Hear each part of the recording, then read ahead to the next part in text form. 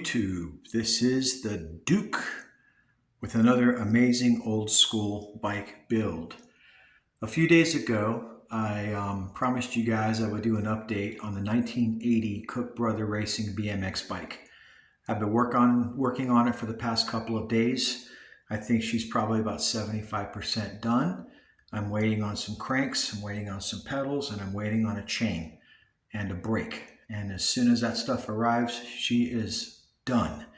In the meantime, I wanted to share some updates with you guys on the bike. I told you I was going to make this into a 3-video series, and I'm going to talk a little bit about both the Cook Brother bikes I have in my collection and what differentiates a 79 from a 1980, and give you a little more history about Cook Brother. So let's take a look at this amazing bike without any further ado. All right, guys. I have to say I'm very happy with the way she's coming along. I'm going to take you guys around first, show you what I've done, give you a little description of the parts I'm putting on her, and what we have to do to complete this build. Okay, so let's talk about the first thing. We have a 1980 Cook Brother Racing frame and fork set. Now, you've already seen this in the last video, so this is nothing new to you guys. This is the model with the rear tensionizer. And like I said, that's a bolt, a screw that goes into the frame that keeps the bolt from going forward when you crank on the cranks. And what I decided to put on this bike this time was this really beautiful set of chrome Sumos. They're a lot like the Area 7Xs. I like them just as much, sometimes even better. We have a really nice set of Suzy sealed bearing hubs in the center. I take it these came off a hutch because they have a hutch decal on them, but they are Suzy sealed bearings. Same thing with the front. Got a super clean set of Sumos. Okay. And a set of Suzy hubs. Sealed bearing. Okay, so let's talk about Evil Ed's double clamp headset. You're like, Duke, what the hell is an Evil Ed's double clamp headset? Well, do you remember before when I told you how foolish it is to drop $1,000 on a set of bars, cruiser bars? By the way, the slant on that bar, I forgot to mention that to you really quick. Let me drop another knowledge bomb on you guys out there. This was designed by a welder at Cook Brothers. He's the guy that came up with that. It's a really nice drop in there. This guy's name was Billy McIntyre, and he was a welder at Cook Brother back in the day. And he's the one that originated that slant bar design. I decided to go with a different direction on this bike. Like I said in the last video, I wanted to do something a little bit different. So let me show you what I decided to do. So you're like, what the heck is Evil Ed? Well, Evil Ed is that guy that's going to save you $1,000 on that slant stem. That's like a unicorn stem that Cook Brother made limited production of by the same guy that I mentioned designed those slant bars. So let's take a look at these because they're amazing. The quality is A+, and the price, I can't describe how economically feasible these things are. I just had to give them my money for $150 delivered. I just couldn't say no. Here they are. There's Evil Ed himself. But I'll tell you what, he designs a hell of a nice headset. That's an anodized aluminum with a brush finish, triple chrome plated and knurled right where it meets the headset. And I think they really go well with these Race X bars.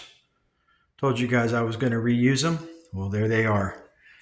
And instead of buying a brand new set of AME Unitrons, I was able to clean up these old ones and put them back on. And they're really rare because they got the bubble AME font.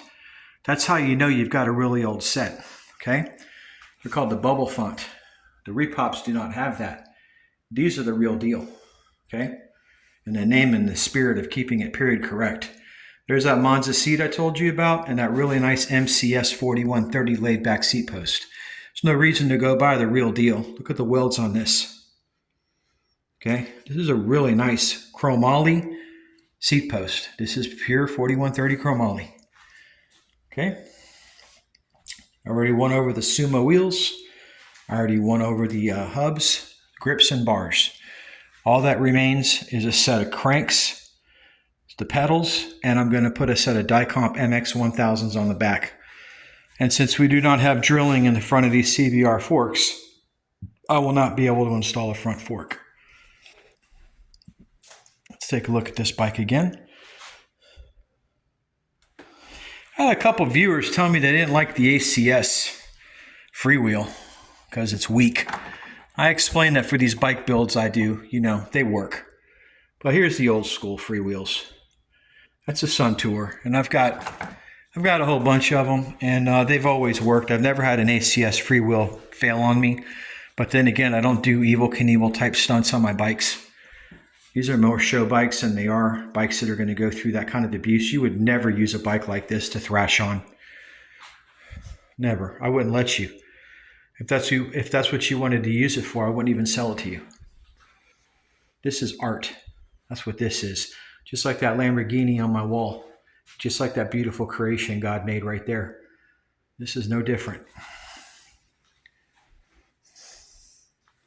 Okay, so let's go take a look at the 1979 real quick for reference. You can see we used Billy McIntyre's slant bars on the front. And the only way you can use brakes on this type of bar is with a double trigger die comp. You cannot use this type of conventional brake because you need to have a different configuration. See, this has like a 90-degree bend in it. This is straight out from the bar, okay? This is the only type of brake that would really work. I mean, you could use something like that, but this is going to work much better. Okay. All right, pretty much I went with the same type of seat post. Went with the same seat post clamp. This particular model has a polished tough neck on it. And this has a set of dog bone titanium Cook 3-piece cranks and a set of bullseye pedals. I put a little bit more money into this build. However, this particular bike does not have the Cook front forks. It has the Tangy TX 1200s, which I said in my prior video are 79 forks. They're not from Pork Chop. They're not repops. I found a set of new old stock that would match this bike by the year. And it has a set of standard AME grips on it. But it's set up nice. This one, on the other hand, has the CBR front forks and the CBR frame. But I'm not going on with CBR cranks on this bike. I'm going to use a really nice one piece with a red spider and a chrome chainring, 44 tooth. And like I said, I decided to go pay homage to Cook Brother, but they're not going to get $1,000 or $2,000 from me for one of those old jacked up stems. As a matter of fact, I got a set of the sandcast clamps from those old stems, and I mean, there's really nothing impressive about them.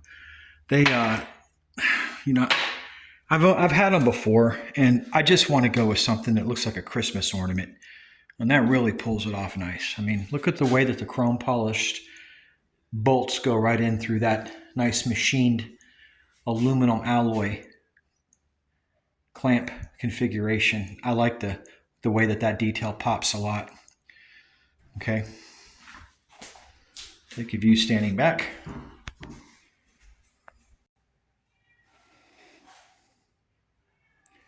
I can hear Kitty back there.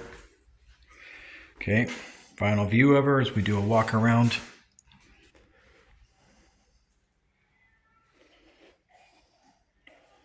Kitty is not allowed in the workshop while I create these amazing bikes. No, sir, she is not. All right. Okay, like I said, there's the adjustable rear brake bridge. That's a characteristic of CBR and MCS. Gives you a position that's about an inch to go up and down on the caliper, because on a lot of these bikes, it's very hard to get the pad to actually line up with the side of the wheel. I've had problems on many of these bikes over the years getting that rear brake pad to line up. And the fact that you got this added flexibility really does help. And most of the time, that brake's going to be all the way down on the bottom of that slant. I don't think I've ever had one of these where it's mounted at the top. There's just not that much reach in a brake caliper.